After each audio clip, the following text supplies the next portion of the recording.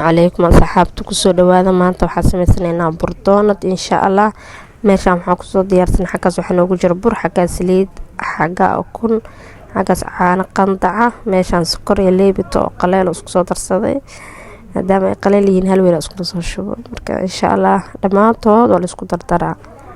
marka ukuntii leebitadii iyo sokortii iyo burkii isku dareynaa inta qaleelka marka la isdhex gelinaa qaabada darta adala tartiib jirka iska gelina insha Allah marka saddexdan saas ku walaaqna kadib waxa soo qaadanaynaa ukuntii alxabo ukunta caadiga ah oo dabiiciga ah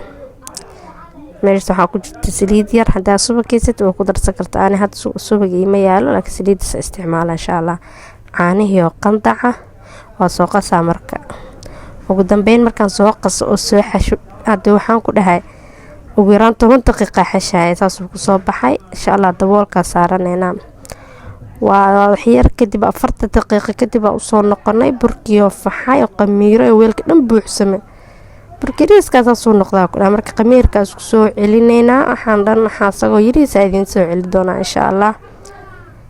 waa kana burkii qamiirkii markaa ku celiyay burka tirada badnaa baaquliga dhan buux inta yiriista oo noqday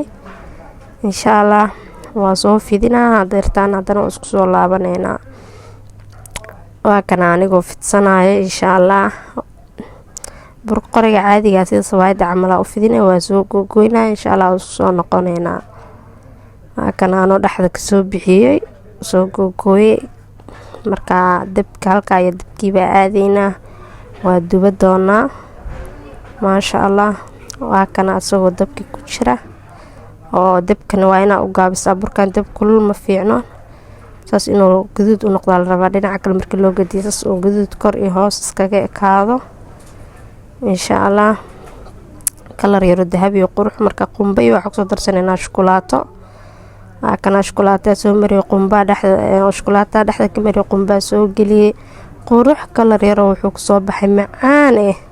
kaaga daranti macaanteeda ku dhamaatay dhamma ka dhargeysid fiidiyowga intaas ku eegaya